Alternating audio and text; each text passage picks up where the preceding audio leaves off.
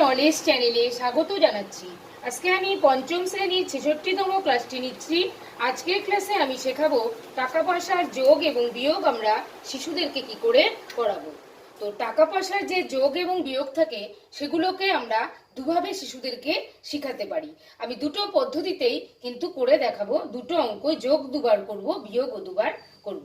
তো প্রথমে আমি সাধারণভাবে শিশুদেরকে যদি আমরা শেখাই তাহলে যোগ যেমন করে করা হয় সেভাবে প্রথমে আমরা অঙ্কটাকে তাদেরকে তুলতে শেখাবো এবং দশমিক বিন্দু ব্যবহার করে যখন অঙ্কটা থাকে তখন আমাদের সাজানোটা সঠিকভাবে শেখাতে হবে।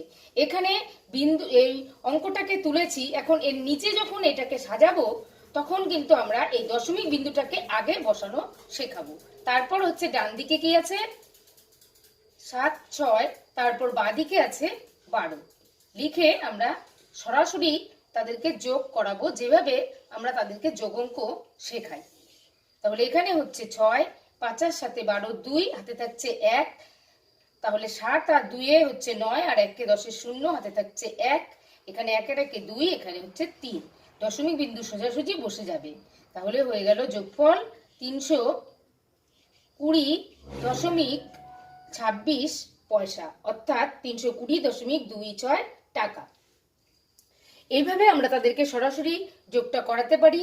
এছাড়া আমরা তাদেরকে যদি সঠিকভাবে বুঝিয়ে করাতে চাই যে টাকা পয়সার হিসাবটা কি করে হলো যোগটা, তাহলে আমরা তাদেরকে সঠিকভাবে ভালো প্রসেসে তাদেরকে করাবো। অঙ্কটা হয়তো একটু বড় হবে কিন্তু তারা সঠিকভাবে জিনিসটা বুঝতে পারবে। প্রথমেই আমরা তাদের শেখাবো দশমিক বিন্দুর বাঁ পাশে যে সংখ্যাগুলো থাকে সেটা দ্বারা টাকাকে প্রকাশ করা হয় এবং ডান পাশের সংখ্যা দিয়ে বা হচ্ছে পয়সাকে প্রকাশ করা হয়। তাহলে সেটাই আমরা আগে লিখব।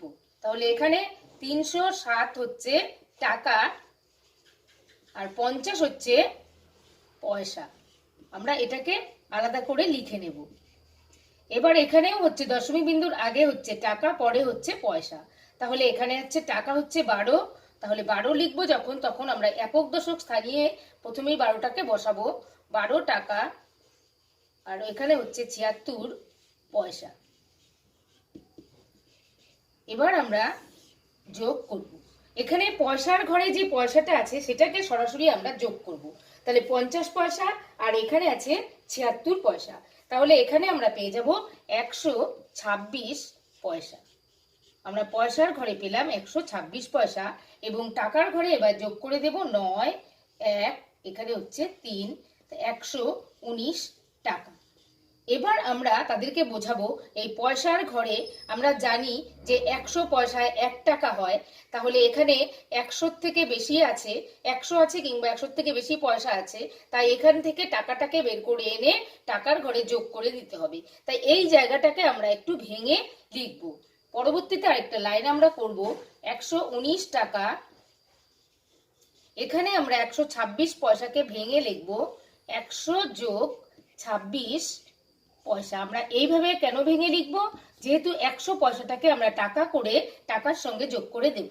তাহলে ৩১৯ টাকা আছে, এখান থেকে ১০০ পয়সা আনলে আরো ১ টাকা বেড়ে যাবে, তাহলে হয়ে যাবে ৩২০ টাকা। এখানে ২৬ পয়সা থেকে যাচ্ছে।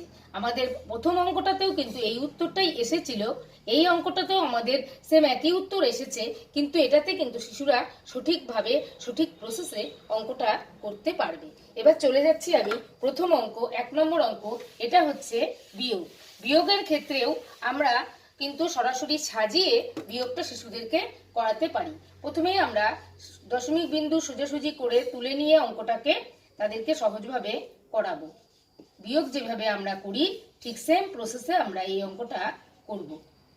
তাহলে এখানে হচ্ছে ৫কে ১৫ করে নিতে হবে ১ নিয়ে, তাহলে এখানে হচ্ছে এখানে হয়ে যাচ্ছে ১৫, ১৫ থেকে ৮ বাদ দিলে এখানে আমরা পেয়ে যাব ৭, এখানে হয়ে যাচ্ছে তখন ০, এখানে ১ থাকছে, ১-এর থেকে ১ বাদ দিলে ০, দশমিক বিন্দু সোজাসুজি বসবে যোগ বিয়োগের ক্ষেত্রে। এখানে আমাদের হচ্ছে ২ আর এখানে আমরা পাচ্ছি ৭, তাহলে ৭২.07 অর্থাৎ ৭২ টাকা ৭ পয়সা আমরা কিন্তু উত্তর পেলাম। এভাবে যদি আমরা তাদেরকে না শিখিয়ে ভেঙে ভেঙে ভেঙে প্রত্যেকটা টাকা এবং পয়সার হিসেবকে বুঝিয়ে তাদেরকে অঙ্কটাকে করাই, তাহলে আমরা কি করে করব। তো আমরা এক্ষেত্রে দশমিক বিন্দুর আগেরটা হচ্ছে টাকা, আমরা তুলে নেব 97 টাকা। এক্ষেত্রে 25 হবে পয়সা, 25 হলো পয়সা। এক্ষেত্রে পরেরটা হবে 25 টাকা 18 পয়সা। এখন আমরা বিয়োগ করব।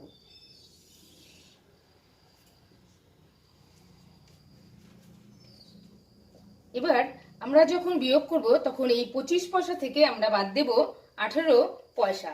তাহলে 25 পয়সা থেকে 18 পয়সা বাদ দিলে আমরা পাচ্ছি হচ্ছে 7 পয়সা। 7 পয়সা। এখানে আমাদের 7 পয়সা থাকছে। এবার আমরা টাকার ঘরে চলে আসব। এখানে টাকার এককটা আমাদের একই হবে, তাহলে এখানে হয়ে যাবে বিয়োগ করলে 2, এখানে হয়ে যাবে 7। আমাদের আগেও এসেছিল 72 টাকা 7 পয়সা।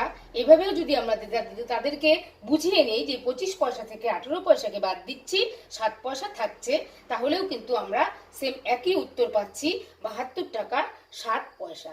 এক্ষেত্রেও কিন্তু অঙ্কটা একই উত্তর আসলেও কিন্তু তারা সঠিকভাবে বুঝতে পারছে এই পয়সা থেকে পয়সাটাকে বাদ দিচ্ছি, কিন্তু আগের অঙ্কটা আমরা এখানে 5কে 15 ধরে 8 বাদ দিয়েছি। এইভাবে প্রসেসে যেভাবে বিয়োগ করা হয় সেভাবে করাবো। তাহলে দুটো প্রসেসের মধ্যে সঠিক প্রসেসটা হচ্ছে এভাবে লিখে পরিষ্কারভাবে শিশুদেরকে বোঝানো। সেক্ষেত্রে শিশুদের যেই পদ্ধতিটা বুঝতে সুবিধা হবে, আমরা তাদেরকে সেইভাবেই অঙ্কগুলো শেখাবো। আজকের এই ক্লাসটি ভালো লাগলে লাইক করবেন, কমেন্ট করবেন, শেয়ার করবেন এবং আমার পরবর্তী ক্লাসটি পেতে আমার চ্যানেলটিকে সাবস্ক্রাইব করে আমার সঙ্গে থাকবেন।